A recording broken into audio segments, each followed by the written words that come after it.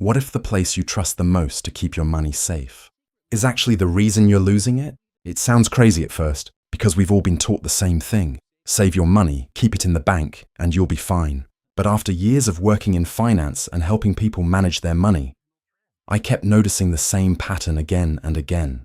People proudly holding large balances in their accounts, believing they're making smart financial decisions, when in reality, they're slowly going backwards. Right now, hundreds of billions are sitting in low-interest accounts, doing almost nothing. Millions of people think their money is growing, but it's not. It's quietly losing value every single year. And the worst part, most people don't even realize it's happening. So in this video, I'm going to break down why holding too much cash could be one of the biggest financial mistakes you're making. And more importantly, what you should be doing instead to actually move forward with your money. Let's get into it. Step 1. The silent loss.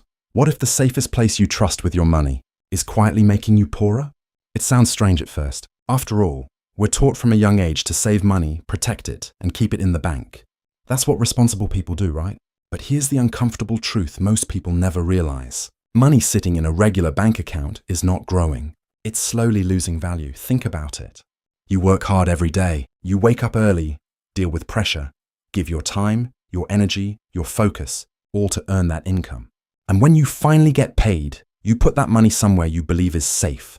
But what if safe is actually just another word for stagnant? Let's say you save 10,000. A year passes. You check your account and it still says 10,000. Nothing changed. It feels stable. It feels secure. But in reality, everything changed. Prices went up. Food costs more. Rent increased. Transportation got more expensive. So even though your balance didn't drop, your money lost power. You didn't lose money on paper, but you lost what that money can actually do for you. That's the silent loss most people never see. Your money is not just supposed to sit. It's supposed to move, grow, and work. Because if it isn't working, then you're the only one doing all the work, and that's where the real problem begins. Step 2. Your money should work too, let's be honest. You don't work this hard just to stay in the same place. So why should your money? Most people never question this. They just keep saving and saving, thinking they're making progress. But saving alone is not how wealth is built. Growth is. Imagine this instead. You take that same 10,000 and put it somewhere it can actually grow. Somewhere that earns returns over time. Now, instead of staying still, your money starts moving. It earns, it compounds, it builds on itself. After 1 year, it becomes more than what you started with. Then the next year, you're not just earning on your original amount. You're earning on the growth too. That's the difference. Your money begins to multiply without you working extra hours. This is where the concept of investing becomes powerful.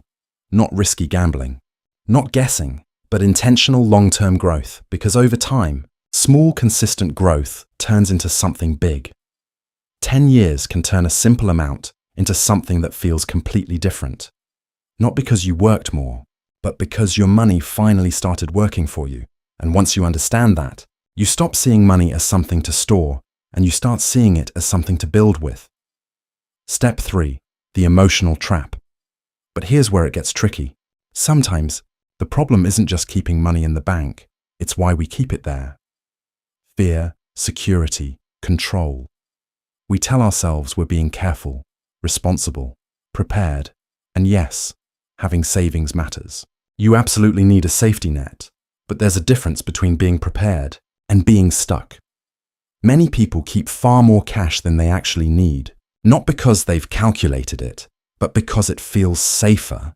But that feeling can be misleading, because excess cash doesn't just sit there doing nothing. It also changes your behavior. When you open your account and see a large balance, your brain relaxes. You feel comfortable. You feel like you can afford more. So you spend more. Small things at first, then bigger ones, and before you realize it, money that had a purpose gets used without intention, not because you planned it, but because it was visible, accessible, easy. That's why structure matters. Because money that sits in one place often gets treated the same way, as if all of it is available. But it's not.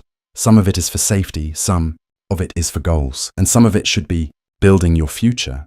And if you don't separate that clearly, you'll keep making decisions based on what you see, not what you actually need. Step 4. Hidden risks. Most people ignore. Now let's talk about something most people don't even consider. Risk. Ironically, the place people think is the safest can still carry risks, especially when everything is kept in one place. Banks are stable, yes, but they are not limitless. There are protections, but they come with boundaries, and beyond that point, you are exposed. But that's not the only risk. There's also timing. If you're saving for something important in the near future, maybe a house, a business, or a major life decision, then keeping that money stable makes sense because markets go up and down in the short term, and you don't want to be forced into a bad decision at the wrong time. But for money that you won't need anytime soon, keeping it idle creates a different kind of risk.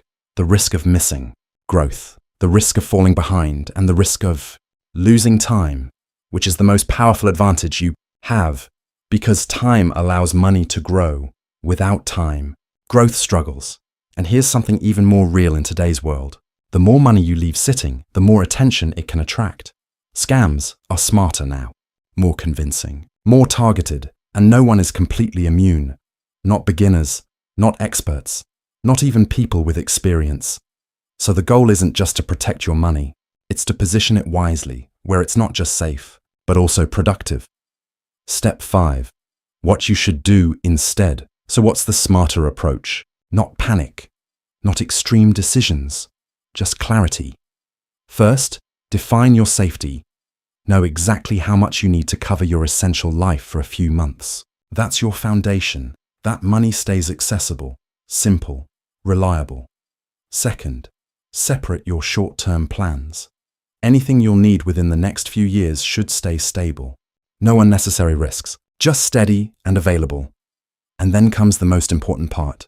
Everything beyond that should have a job, a purpose, a direction.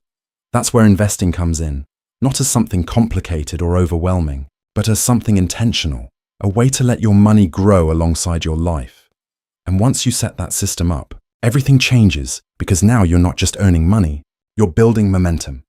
Quietly, consistently, over time.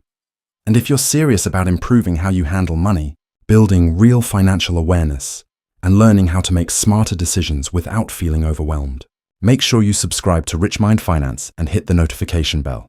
Because on this channel, we break things down simply so you can move with clarity and grow with confidence.